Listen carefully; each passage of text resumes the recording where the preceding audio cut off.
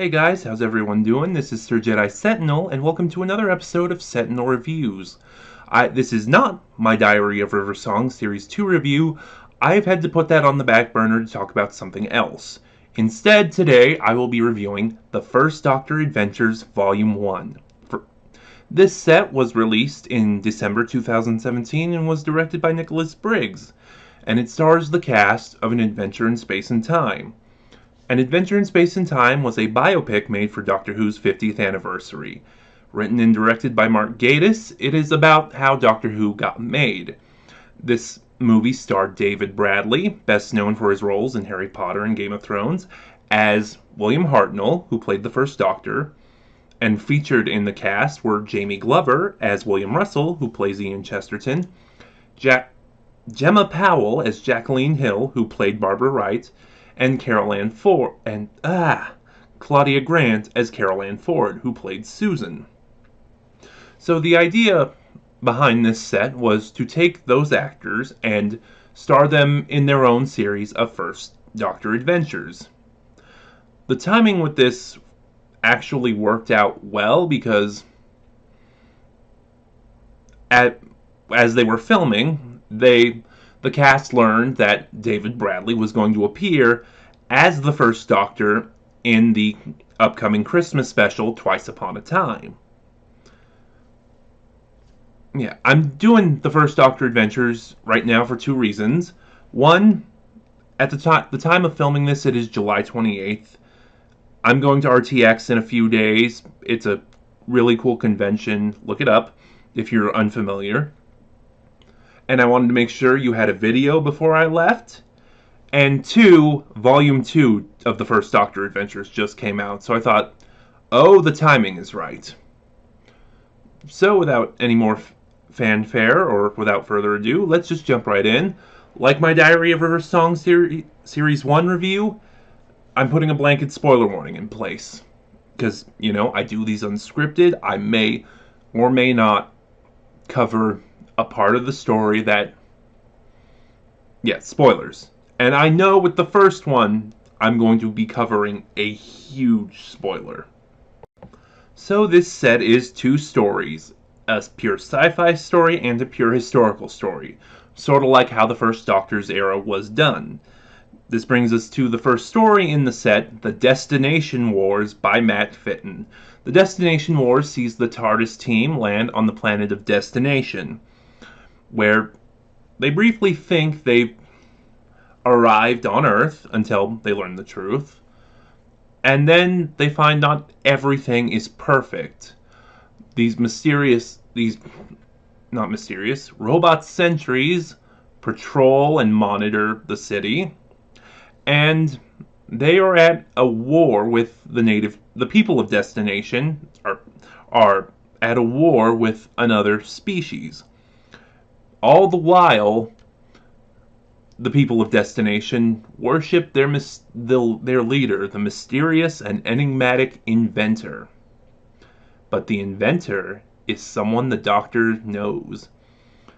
When I first heard this series was announced, I was super excited, so I stayed up to date on what was going to be in this series. And that led to one of my issues with modern day advertising. They dropped a huge spoiler because the leader of Destination, the inventor, is actually Big Finish's debut of a new incarnation of the Master. This is the first Master, played by James Dreyfus. And I just had issues with how that was advertised, because I just thought, oh, this could have been so much better if we were in the dark on that detail. But outside of that, this is a great story. In fact, of the two stories in the Volume 1 here, this is my favorite story. And a lot of it does have to do with James Dreyfus as the Master. When I heard about this, I was initially worried because the First Doctor's era was really different from sort of the rest of Doctor Who. And it's like, can they do this, and can they do it in the style of the First Doctor's era and make it work? And they did, and it worked really well. In fact, honestly, I know there's a sort of the way they set this story up, there's a gap between the James Dreyfus Master and the Roger Delgado Master, but I kind of see this story as the prequel to Terror of the Autons, which was a Third Doctor story and was the Master's debut story. And it, because really, with the exception of one scene in The Five Doctors, we've never seen the First Doctor interact with the Master.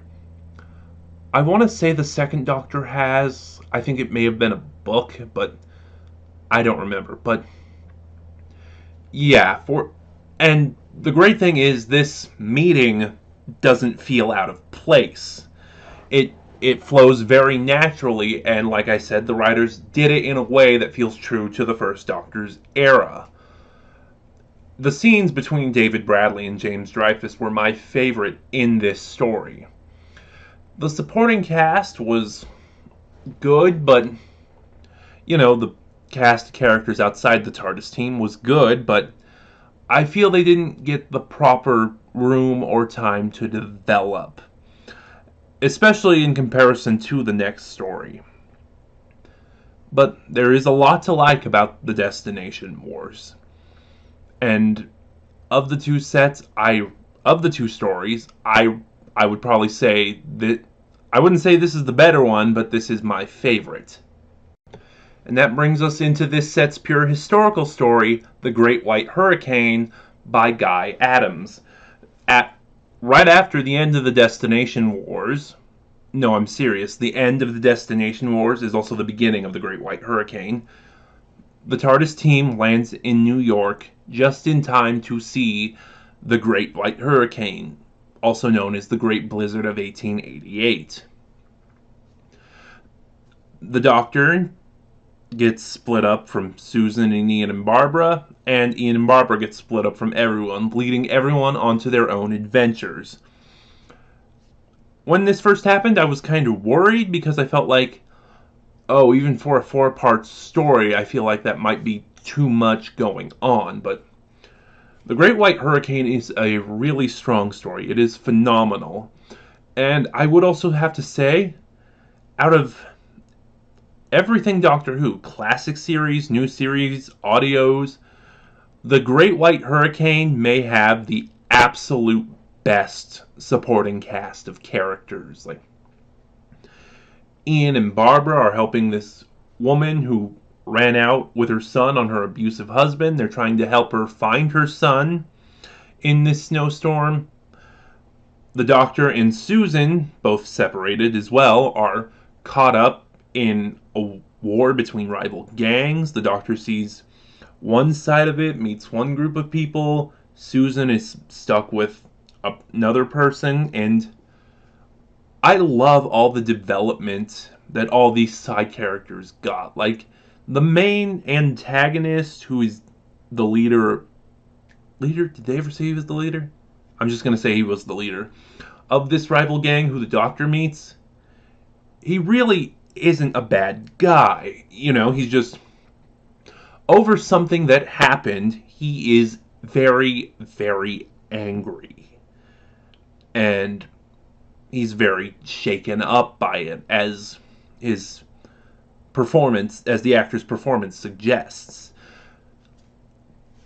And yet, at the same time, he still knows, what doing the right thing is. Like, in the climax of this story, the Doctor finds people trying to get home through this blizzard by walking on a frozen river, and the river cracks and breaks. So the Doctor convinces this guy and some of the rivaling gang members to help them because, it's mentioned several times that the gangs looked out for the people before the police did. I'm not gonna say any more on that because current events. But yeah, this kid realizes I can't let these kids die, and he works with these rival gang members to save them. And then when the kid Susan has been traveling with owns up to what he did, the rival, this gang leader, because they are from rival gangs, this kid who's been with Susan and this guy with the doctor, when the kid owns up to what he did, the rival gang leader decides, okay, now I need to help him. And it's, like I said, I love the characters in this story.